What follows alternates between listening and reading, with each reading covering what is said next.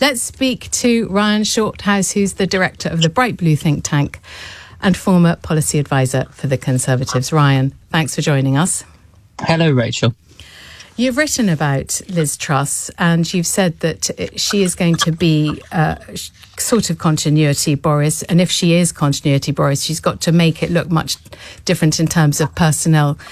Can we talk about the way she is very sort of clear in her thinking? Everybody says she knows what she stands for. But you've written yourself that she's quite limited in her range. Do you want to explain that? Yeah, I mean, I think she is a pragmatist in the sense of she's now one of the longest serving current cabinet ministers. She served under 3 different prime ministers. So she's obviously a canny political operator. She's built a big media profile and she's got a very good fan base.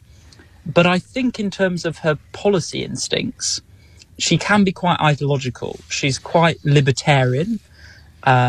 And as a result of that, I think she tends to, when she sees a public policy problem, she tends to grab for either tax cuts or deregulation. So when she was in the Department for Education, one of her first ministerial jobs, she was childcare minister, and she pushed for relaxing the staff-to-child ratios, which I happen to think was quite a good thing. But she really made a thing about that, and that was deregulating the childcare sector. And we've seen in the leadership contest her response to the very serious cost of living crisis we're now facing as we go into winter, that her instinct is, let's see what we can do about cutting taxes. And indeed, it's been floated the idea that we might go for a kind of nuclear cut in VAT across the board. And the problem with that is that that might be one of the tools that you use, but really to support those people that you were talking about, the people who really need it, vulnerable people on very low incomes, small businesses with tight cash flow issues. You know, there's only so far that tax cuts will go to help those sorts of people. You need cash transfers, grants, loans, for example, to support those people as we did during the pandemic. Yes, I mean, it's clearly very hard to come up with a package that's both simple and effective, which is going to solve the energy bill crisis for the people who are in most need, clearly. I mean, it's not like furlough. It has to be far more targeted than that, doesn't it? Because, but she's not doing anything that sounds very targeted. It all sounds very universal. Reversing the rise in NICs, reversing the rise in corporation tax, and so on. Do you think she's got something up her sleeve which will actually be more targeted to those in most need? Well, the first thing to say is that you're right, it should be more targeted because, as you know, the cost of interest rates are going up. And so the cost of borrowing for government is going up quite sharply. And that you do need to be careful about that in terms of making sure that Britain remains a country that pays its bills and is attractive to investors, is seen as a safe place to invest.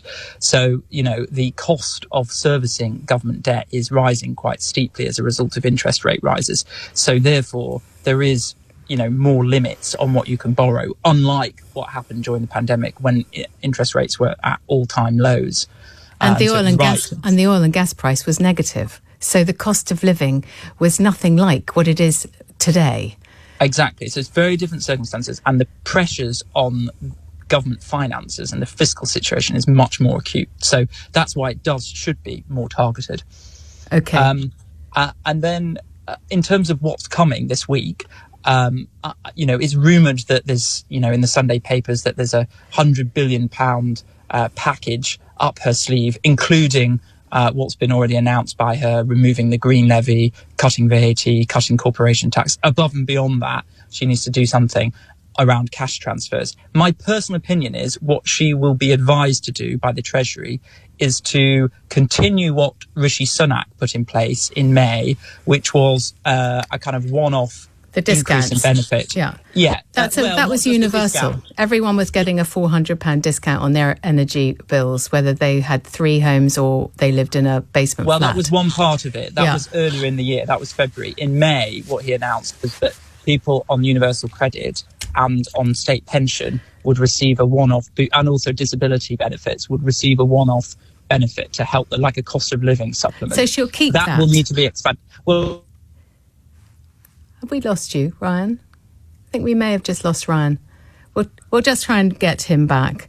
When we do get Ryan back, I also want to ask him about Liz Truss being her decision to be the Brexit delivery minister, with a pledge to basically put a deadline on every piece of EU-derived legislation, so that all EU law is off the statute book by the end of 2023. Well, anyone who's listened to James O'Brien's show will know that it's very hard when you ask people what kind of laws they want to get rid of. They can't actually identify any. But according to Liz Truss, who in her campaign over the last 7 or 8 weeks, she says she wants to get rid of every single piece of EU-derived regulation. Right, I think we've got Ryan back now. Before we get to that, let's just finish off what Ryan was saying about the fiscal event that Liz Truss may be planning to help people pay their energy bills. Ryan. Yeah, sorry that I got cut off. So the first thing is, I think she'll extend the support that Rishi put in place in May, which was an additional cost of living supplement, a one-off supplement for people on universal credit, on state pension and disability benefits. I think she'll be advised to extend that further. I think the other thing that she should do, but probably is a bit reluctant to do, is uprate the value of universal credit. It's due to be uprated in April based on September inflation figures. As the government will bear that cost anyway in April, it's probably right to increase it now, because it was last uprated in April based on September 2021 inflation figures. So it hasn't really increased that much. And over the last year, we've seen a very sharp rise in inflation. So I would bring forward the uprating of universal credit. I think that would be those two things I mentioned be the best way to support vulnerable families during the winter. Okay. Picking up on your first answer, you said that she reaches for only two levers. One is tax cuts and one's deregulation. On that point, she set out her credentials as Brexit delivery Prime Minister with a pledge to basically bin off all EU regulation that I thought had been devolved into our own, as it were, incorporated into UK law. And she says making sure all EU law is off the statute books by the end of 2023. That slightly makes my blood run cold. I mean, that sounds like the Wild West Singapore on Thames on steroids. Yeah, I mean, there's some of that which will be interesting whether it's politically acceptable, particularly to those very vital colleagues that she has who represent red wall seats, who obviously give the Tories the kind of stonking majority that Boris secured in 2019.